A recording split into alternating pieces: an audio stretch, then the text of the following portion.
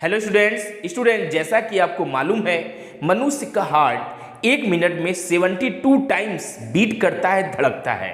और यदि मनुष्य की लाइफ स्पेन को 66 ईयर्स आकी जाए, एस्टिमेट की जाए, तो उस हिसाब से मनुष्य का जो हृदय होता है, जो हार्ट होता है, वह 2.5 अरब टाइम्स धड़कता है, बीट करता है in a life span of human being. Okay, और साथ ही साथ डियर स्टूडेंट, हार्ट का जो मेन कार्य होता है ब्लड को पंप आउट करना होता है, और एक मिनट में हार्ट जो है 70 ml ब्लड को पंप आउट करती है, और उस हिसाब से एक दिन में 7600 लीटर ब्लड को पंप आउट करने का इसका कार्य होता है। तो सबसे पहले हम हार्ट की डिफिनेशन को देखते हैं।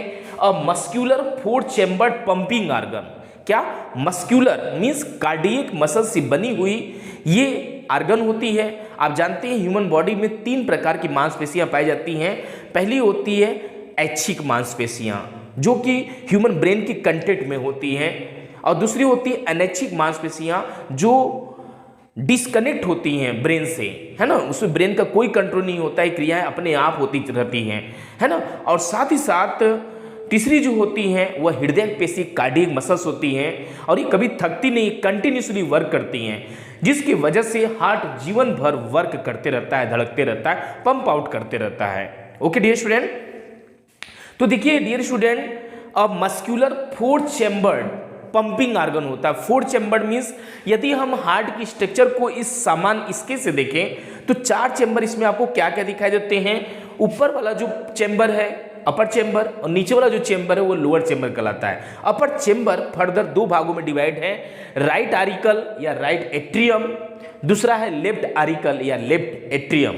ओके, और साथ ही साथ नीचे वाला जो आपको दिखाई दे रहा है डियर स्टूडेंट, वह है राइट वेंट्रिकल और लेफ्ट वेंट्रिकल।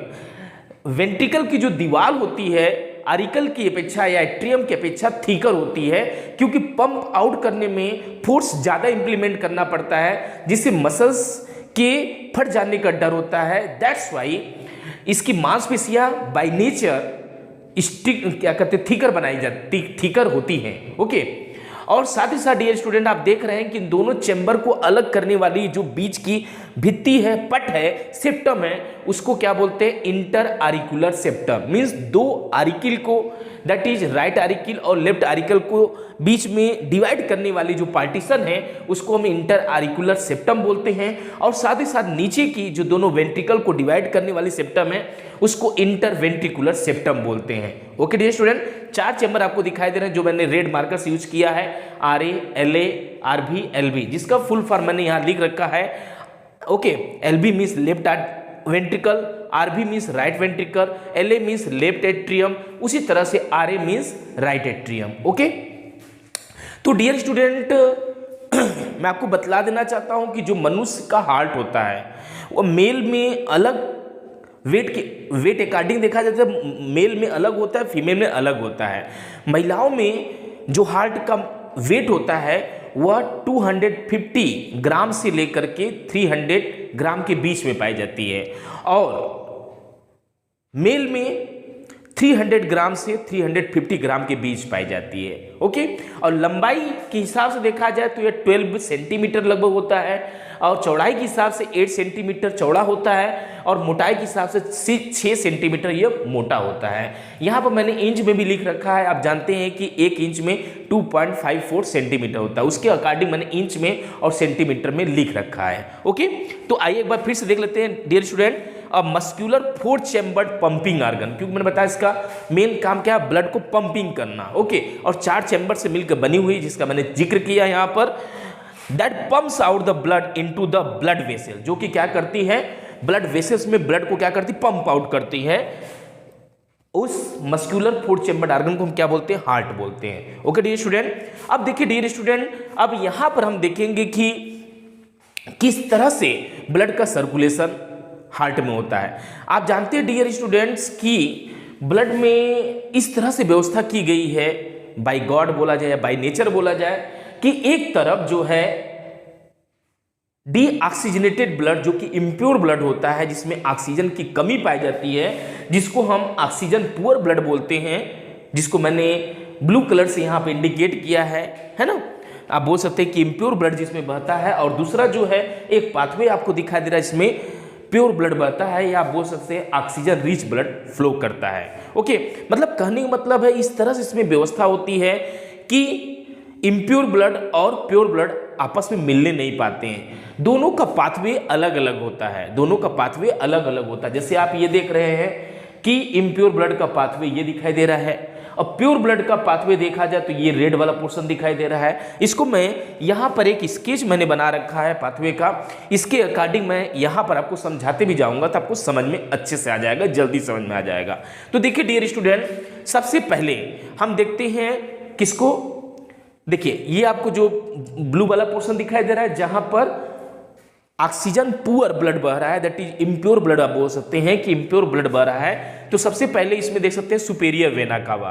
ओके, देखिए यहाँ पर 2 वेना कावा है, इन्फीरियर ये नीचे वाला है और ये superior vena cava. Superior vena cava से जो ब्लड बहते बहते बहते कहाँ पर आएगी, सबसे पहले आरए में आएगी, मतलब सुपेरियर वेना कावा से ब्लड बहते बहते किस में पहुंचेगी, आरए में पहुंचेगी, राइट एट्रियम में पहुंचेगी। तो राइट एट्रियम में डियर स्टूडेंट आप देख रहे हैं कि जैसे ब्लड यहाँ पर पहुंचेगा इम्प्योर ब्लड, तो यहाँ पर एक वाल्व लगा है जिसका नाम है ट्राइकस्पिड वाल्व। क्या नाम है, ट्राइकस्पिड वाल्व। जैसे ही यहाँ पर क्या है, ट्राइकस्पिड वाल्व है, जैसे ही सुपीरियर वेना कावा से ब्लड जो है यहाँ पर आरए में पहुंचेगा, राइट एट्रियम में पहुंचेगा, यहाँ पर ब्लड का जमा होने लगेगा, एक्यूमुलेशन होने लगेगा, जिसकी वजह से यहाँ प्रेशर पड़ेगा, और यहाँ जो दीवार दिखाई दे रही, वाल्व दिखाई दे रही, जिसका नाम ट्राइकस्पिड वाल्व है, ये इस तरह से खुल जाएगा। तो खुल जाएगा तो ब्लड, सिंपल सी बात है, अब इम्प्योर ब्लड आरए से होते हुए कहाँ पे चला जाएगा, आरबी में चला जाएगा, राइट वेंट्रिकल में चला जाएगा। तो आप देख सकते हैं डियर स्टूडेंट, मैंने यहाँ पर ग्रीन कलर से मार्किंग किया है, इस एरो के द्वारा समझ सकते हैं कि सुपेरियर जो वेना कावा है यहाँ से इम्प्योर ब्लड बहते बहते कहाँ पे आई, राइट आरिकल में आई, राइट आरिकल से होते हुए कहाँ पर जा रही है, राइट वेंट्रिकल में जा रही है। ये सुपेरियर वेना कावा से होते हुए राइट आरिकल में, फिर राइट वेंट्रिकल में जा रही है। फिर राइट वेंट्रिकल में जाने के बाद डियर स्टूडेंट आप देख सकते हैं इसका पाथवे, ये पल्मोनरी आर्टरी से, मैंने पीए का फुल फॉर्म यहाँ लिख रखा है, पल्मोनरी आर्टरी, पल्मोनरी आर्टरी से होते हुए फेफड़ों के पास जा रही है, जहाँ पर ब्लड को क्या किया जाएगा, फिल्टर किया जाएगा, है ना, ऑक्सीजन से भरपूर किया जाएगा और कार्बन डाइऑक्साइड से उसको मुक्त किया जाएगा, है ना, कार्बन डाइऑक्साइड से रिलीज किया जाएगा और ऑक्सीजन से उसको फुलफिल्ड किया जाएगा। मतलब अभी जो ऑक्सीजन पुअर है, अब वह क्या हो जाएगी, ऑक्सीजन रीच हो जाएगी, जब वह फेफड़ों के पास जाएगी, लंग्स के पास जाएगी, जहां पर वो फिल्टर कर दिया जाएगा, छान दिया जाएगा। तो एक बार फिर से देख लेते हैं कि इम्प्योर ब्लड का जो पाथवे है सुपेरियर वेना कावा से होते हुए आपको दिखाई दे रहा है, सबसे पहले कहाँ पहुंच रही है, आरए में पहुंच रही है, राइट एट्रियम में पहुंच रही है, राइट एट्रियम के बाद वो इसका पाथवे क्या है, आरबी में, राइट वेंट्रिकल में। तो राइट एट्रियम के बाद ब्लड कहाँ जा रही है, राइट वेंट्रिकल में जा रही है इम्प्योर ब्लड। ओके, और उसके बाद कहाँ पहुंच रही है, पीए में, पीए मीन्स पल्मोनरी आर्टरी में इम्प्योर ब्लड पहुंच रही है। उसके बाद कहाँ चली जा रही है, आप देख रहे हैं टू लंग्स लिखा हुआ है, फेफड़ों के पास फिल्टर होने के लिए चली गई deoxygenated blood. Okay, middle oxygen poor blood यहाँ पे चलेगी कहाँ पर, फेफड़ों के पास। उसके बाद डियर स्टूडेंट हम देखते हैं रेड वाला जो पाथवे दिखाई देता है उसको समझते हैं। देखिए डियर स्टूडेंट, यहाँ जो पल्मोनरी आर्टरी है, पीए पल्मोनरी आर्टरी जो है फेफड़ों के पास जो इम्प्योर ब्लड को ले जाती है, लेकिन फेफड़ों से शुद्ध रक्त को पल्मोनरी वेन लेकर के आती है, इसलिए मैंने यहाँ लिखा है पल्मोनरी वेन्स फ्रॉम लंग्स, मतलब फेफड़े से शुद्ध ब्लड को लेकर के आ रही है पल्मोनरी वेन्स। पल्मोनरी आर्टरी पहुंचाई है, फिर पल्मोनरी वेन वहां से लेकर के आई है। तो सबसे पहले यहाँ पर ब्लड आ रहा है किसमें, एलए में, मतलब पल्मोनरी जो वेन है ब्लड कहाँ लेकर के आ रही है, एलए में। एलए मीन्स लेफ्ट एट्रियम या लेफ्ट आरिकल। ओके, उसके बाद एलए के बाद देखिए जैसे यहाँ पहुंचेगा, यहाँ एक्यूमुलेशन प्रेशर फिर से बढ़ जाएगा, प्रेशर फिर से बढ़ेगा, तो ये जो दीवार दिखाई दे इसका नाम मिट्रल वाल है, ये खुल जाएगा, फिर ब्लड एलए से होते हुए कहाँ पहुंच जाएगी, एलबी में पहुंच जाएगी। कहाँ पहुंच जाएगी, एलबी में पहुंच जाएगी। ओके, फिर जैसे एलबी में जमा होगा, फिर यहाँ एक दीवार पड़ती ओल्टिक वाल, फिर इस ओल्टिक वाल को ये क्या करेगी, खोल करके ये ब्लड का पाथवे जो है यहाँ से आपको दिखाई दे रहा है, एलबी से होते हुए ओल्टा के पास जाएगी। तो आप यहाँ देख सकते हैं dear student, pulmonary vein oxygen blood लेके आ रही है किसके पास, एलए के पास, एलए के पास लेफ्ट एट्रियम के पास, लेफ्ट एट्रियम के बाद लेफ्ट वेंट्रिकल में ब्लड जाएगा, फिर ओल्टा के पास जाएगा। ओल्टा के बाद आप यहाँ देख सकते हैं कि बॉडी जो है डिफरेंट पार्ट्स आप बॉडी में पहुँचा दिया जा रहा है, मतलब टिश्यू के पास, टिश्यू के पास ये ऑक्सीजनेटेड ब्लड पहुंचा दिया जाता है, जहां पर ऑक्सीजन जो है टिश्यू के द्वारा कंज्यूम कर लिया जाता है। तो जब ऑक्सीजन कंज्यूम कर लिया जाएगा तो अब बचेगा क्या, ऑक्सीजन लेस ब्लड बचेगा, जिसको हम डीऑक्सीजनेटेड ब्लड भी बोलेंगे या इम्प्योर ब्लड बोलेंगे। वो क्या होगा, वेन्यूल वेंस या वेना कावा द्वारा, जिसको मैंने सुपीरियर वेना कावा बोला, उससे होते हुए राइट एट्रियम में जाएगी। तो इस तरह से पाथवे होगा, इस तरह से होते यहाँ दवा पड़ेगा तो इस दीवार को ट्राइकस्पिड वाल्व को खोलेगा, ट्राइकस्पिड के बाद जो है पल्मोनरी वाल्व ये खुलेगा, फिर पल्मोनरी आर्टरीज होते हुए फेफड़े के पास जाएगा। दूसरा आपने देखा प्योर ब्लड का रास्ता इधर से है, एलए के पास आएगा तो ये मिट्रल वाल्व खुलेगा, मिट्रल वाल्व के बाद एलवी के पास पहुंचेगा तो ओल्टिक वाल्व खुलेगा, इससे होते होते ये ओल्टा के पास जाएगा, फिर टिश्यू के पास चला जाएगा, जहां पर उपलब्ध ऑक्सीजन का उपयोग टिश्यू के द्वारा कर लिया जाएगा।